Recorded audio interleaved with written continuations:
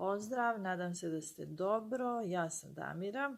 Prije svega želim vam dobro zdravlje i da ćete sve servise koje ću vam predstaviti koristiti zapravo najviše u cilju prevencije. U ovom uputstvu pokušat ću da objasnim šta su elektronski servisi i kako da koristite one koji se tiču vašeg zdravlja. Pa šta su elektronski servisi?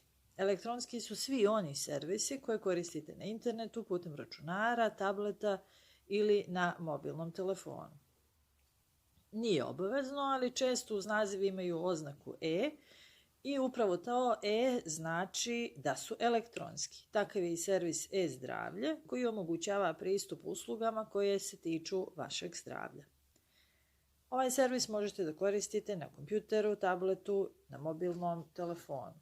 Kroz ovaj video objasnit ću još kako da dođete do servisa na mobilnom telefonu, a u nekom od narednih i kako da dobijete PIN, odnosno lozinku za pristup, da zakažete pregled kod vašeg izabranog doktora, da naručite terapiju. Pa ok, hajde da vidimo kako to da pristupimo u stvari ovom servisu. Stvar je prilično jednostavna u stvari. Da biste pristupili servisu e-zdravlje, ovako kao što ja to sad, kao što vidite trenutno na ekranu, potrebna vam je aplikacija putem koje inače pristupate sadržajima na internetu. Znači, to su one aplikacije koje omogućavaju pregled internet sadržaja. E sad, njih ima više vrsta. Ja ću sada da vam pokažem ilustraciju koja pokazuje kako zapravo izgledaju ikonice koje vas vode do neke od tih aplikacija. Dakle, ako na vašem mobilnom telefonu možete da nađete neku od ovih sličica koje vidite ovdje su samo prikazane različiti ti internet brauzeri, to je strana riječ, engleska riječ za te pretraživače sadržaja na internetu. I ako nađete neki od njih, koristite ga slobodno dalje, svejedno je koji koristite, ovo vam je samo kao marka auta, kao marka pegle, marka veš mašine, marka bilo kojeg proizvoda, dakle imate više proizvođača jedne vrste proizvoda i vi prosto birate ono što je vama ugodno za rad. Tako je slučaj i sa tim internet pretraživačima, ima ih više, proizvodi su različitih kompanija, a mi ćemo izabrati onaj koji se nama sviđa i koji nam je ugodan za rad. Ok. Ja ću sad na telefonu naći Google Chrome, ja koristim Google Chrome i ja ću vas kroz Google Chrome provesti do servisa e-zdravlje. Gdje je Google Chrome? Kod mene na mobilnom telefonu, dakle gledam ekran mobilnog telefona, sad ću ja to i da vam označim, da vam je lakše. Evo, ovo je zaokružen. To je ikonica za Google Chrome. Dakle, pritisak prstom, klik na tu sličicu. Pristupam servisima e-zdravlje. Ja sam sad direktno došla do servisa e-zdravlje, što najčešće zapravo nije slučaj. I da biste uopšte pristupili, dakle, ovom ili bilo kojem drugom servisu, šta treba da radite? Treba da koristite adresu koja vas vodi do tog servisa. Što to znači? To vam je kao u životu kad koristite uslugu taksija. Da biste došli do mene, treba da znate moju adresu. Šta vi radite? Sjednete u taksi vozilo i kažete vozaču tačnu adresu na koju treba da vas odveze. Isti slučaj na internetu, dakle, treba da znate adresu onog servisa koji želite da koristite, odnosno onog sadržaja na internetu kojem želite da pristupite. Gdje se unosi ta adresa? Sad ću da označim i polje za unos adrese. To je u vrhu prozora. Znači, to je ovo gdje trenutno piše e-zdravlje.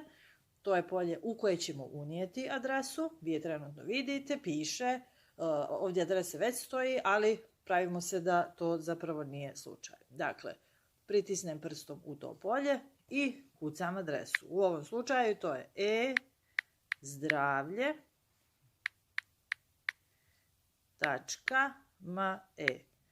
Adrese na internetu se pišu sve zajedno, dakle ne postoji nikakav razmak, uvijek se piše sve zajedno, sve malim slovima.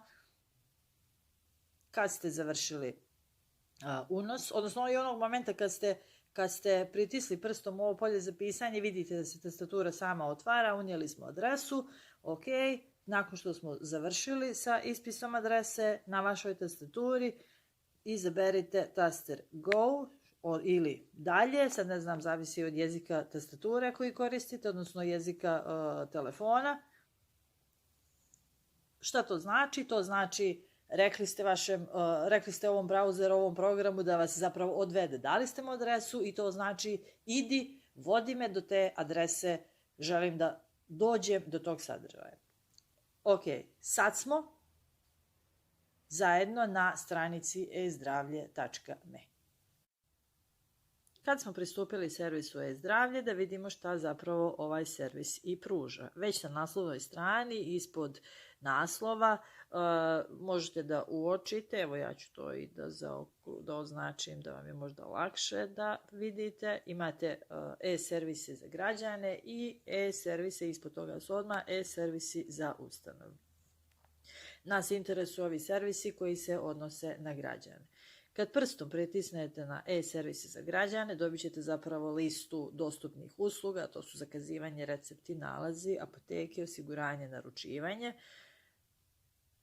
Kad spustite ovu stranicu, to znači da prstom pomjerate sadržaj ekrana prema gore. Dobit ćete ponovo isti taj prikaz. Što to znači? Kako prstom birate bilo koju od njih, evo ja prelazim na e-zakazivanje, vidite da on dobija jednu sivu boju. Ispod ovog spiska usluga zapravo dobijate opisno šta ta usluga tačno znači.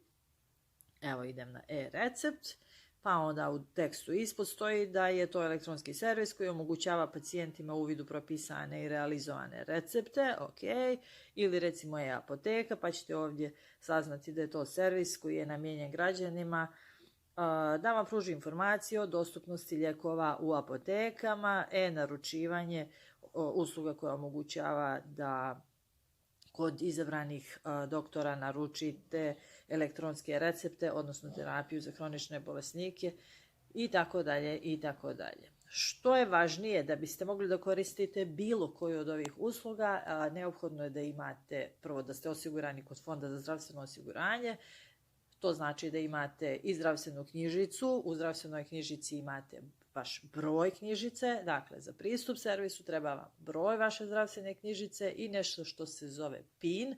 PIN je u stvari lozinke, to vam je ključ koji na neki način uključava vrata, omogućava vam pristup svakoj od ovih usluga. Dakle, koristite u paru broj zdravstvene knjižice, da biste pristupili bilo kojoj od ovih usluga, potrebni su vam broj zdravstvene knjižice i PIN, odnosno lozinka. U narednom videu ću vam objasniti kako da zapravo dobijete i PIN i kako da zakažete pregled kod izabranog doktora opšte prakse, odnosno ginekologa, i kako da naručite terapiju. Ovo uputstvo kreirano je u okviru projekta Učimo od mladih, koji nevladina organizacija Naše doba realizuje uz podršku Fonda za aktivno građanstvo.